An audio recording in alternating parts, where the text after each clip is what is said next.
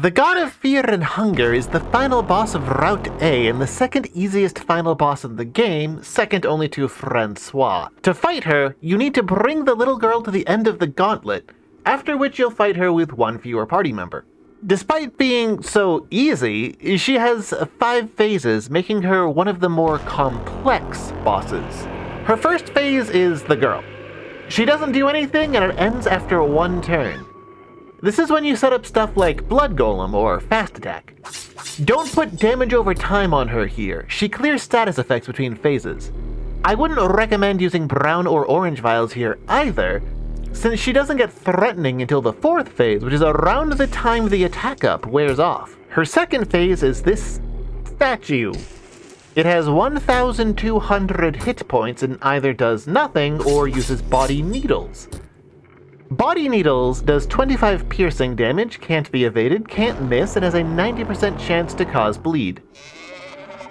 Her third phase is this gaping statue. It also has 1,200 hit points and either uses Body Needles or Double Arm Smash. Double Arm Smash does 35 bludgeoning damage, can't be evaded, and can't miss. Her fourth phase is this centipedal human. It has 2,700 HP and either uses Stampede of Arms or Toxic Mist. Stampede of Arms deals 10 bludgeoning damage 4 times for a total of 40 damage, can't miss, and can't be evaded. Toxic Mist does 20 non-elemental damage, causes poisoning, can't be evaded, and has a 10% chance to miss. Her fifth and final phase is this weird statue you may have seen in Termina.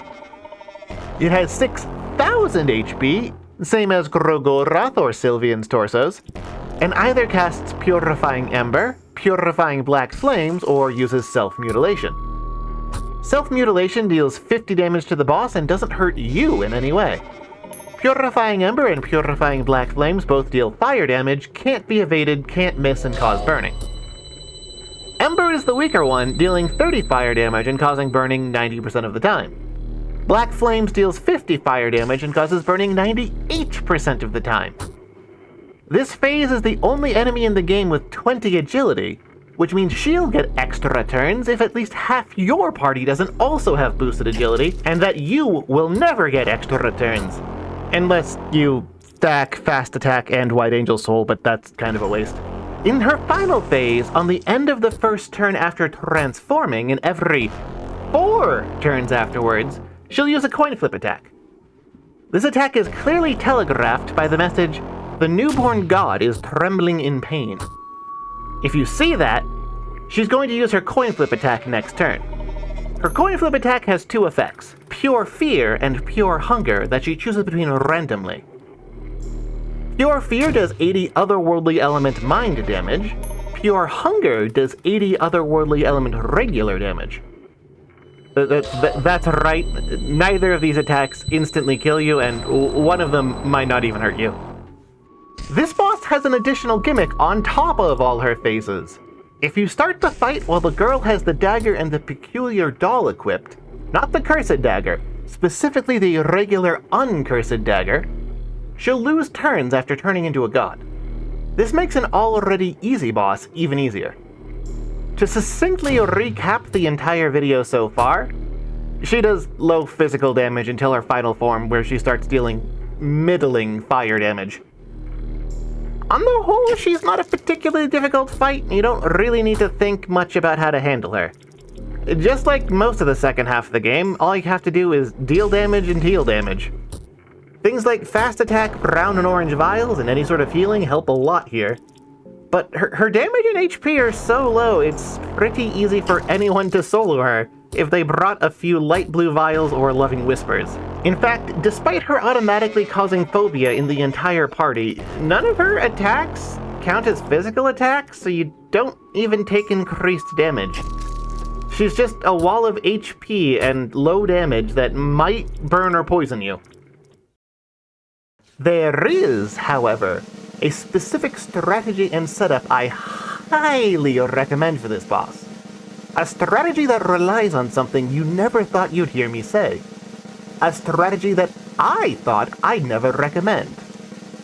A strategy that uses Ragnvaldr's Bloodlust skill. This is the only time in the game that the skill is useful, and this strategy nearly depends on it. If you can deal 4,000 damage in a single turn to Phase 2 or Phase 3, you can skip the rest of the phases. Equip your hardest hitter, which is either Ragnvaldr or Marriage, with the Purified Eastern Sword and the Crow Mauler Soul. Have them buff themselves with Bloodlust and have someone else buff them with a brown or orange vial. If Ragnvaldr lands a crit, he'll deal 3,375 damage on average. If Marriage lands a crit, he'll deal 3,726. If the rest of the party works together to deal 600 damage, you can defeat an Ascended God before she even attacks. Because of the stuns from the doll and the dagger, you won't have to worry about Bloodlust getting knocked away from damage. Because there's only one target, Bloodlust will always hit the right enemy. Even if you don't land the crit, this strategy can easily let you blow past phases 2, 3, and 4 and takes out 5 in 2 crits. That's right! I admit it. I was wrong about Ragnvaldr. His skills aren't 100% useless. They're only 99% useless. Take this, King. You've earned it.